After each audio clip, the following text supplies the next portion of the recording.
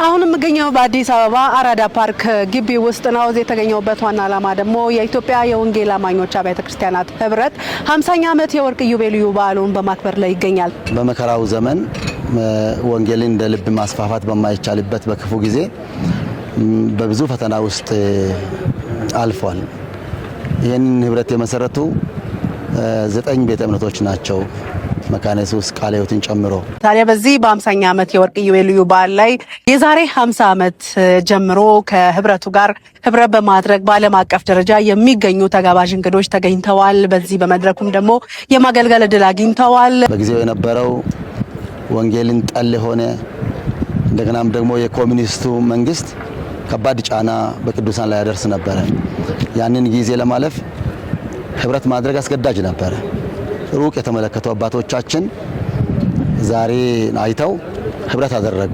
የኢትዮጵያ የወንጌል አማኞች አብያተ ክርስቲያናት ህብረት ሲቋቋም ጀምሮ በጋራ አብሮ በመስራት የኢትዮጵያ መጽሐፍ ቅዱስ ማህበር እንግዲህ ሽልማት ተበርክቶላቸዋል። በወቅቱ ያገለገሉ አገልጋዮች እንዲሁም ደግሞ በዓለም አቀፍ ደረጃ ከህብረቱ ጎን በመቆም ህብረቱን በመደገፍ አብሮ በማገልገል የሰሩ ሰዎችን ቴንኪ በማለት እንግዲህ ፕሮግራሙ ተካሂዷል ማለት ነው።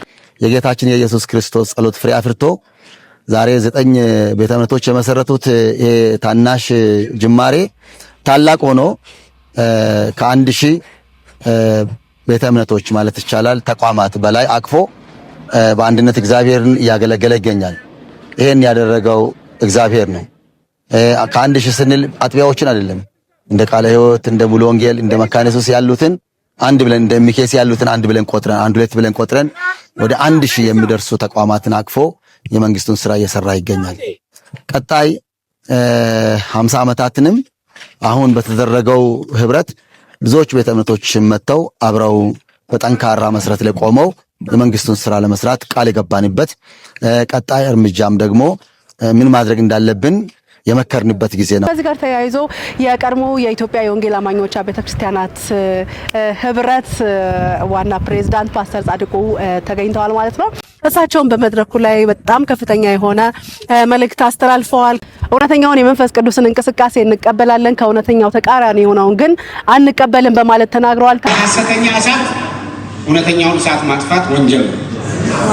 እኛ እውነተኛውን እሳት የእግዚአብሔር የሆነውን እሳት አውተንቲክ ፋየር ማወቅ ፈለጋችሁ?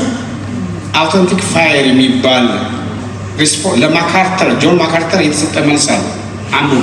የእሱንም ስትሬንጅ ፋየር አንብቡ፣ አውተንቲክ ፋየርም አንብቡ። እኛ እንግዳ እሳት እንዲቀጣጠል አንፈቅድም። እውነተኛው እሳት ግን አይዳፈንም፣ ይነዳል። ክርስቶስ እስኪመጣ ድረስ ከዚህ በኋላም ይነዳል። የዚህ 50ኛው ዓመት ክብረ በዓል የመንፈስ ቅዱስ በዓልን የሚያሳስበን ባለፉት ዘመናቶች ሁሉ የነበረውን ሪቫይቫል እንደገና ሪስቶር የምናደርግበት ክፍለ ጊዜ ሆኖ አግኝተነዋል። ስለዚህ እግዚአብሔር የከበረበት ብዙ ሰዎች የተበረታቱበትና የተጽናኑበት ጉባኤ ነው። እኔ ያው ብሔራዊ አስተባባሪ ሆኜ ነው ያገለገልኩ ያለሁት ላለፉት ረጅም ዓመታት በዚሁ ጉዳይ ላይ አብሬ እየሰራሁ ነው ያለሁት እና ፕራውድ ኦፍ ዳት። እግዚአብሔር በጣም እየሰራ ነው ያለው።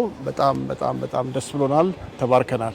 ህብረቱ እንግዲህ በ50 ዓመት ታሪክ ውስጥም አብረው በማገልገል ከፍተኛ አስተዋጽኦ በማድረግ ለነበሩ ሰዎችም የስጦታ ጊዜ ተካሂዷል ማለት ነው። አሜን ቲቪም በዚህ ተገኝቶ ዘግቧል ማለት ነው። አሜን ቲቪ የወንጌል ድምጽ ነው።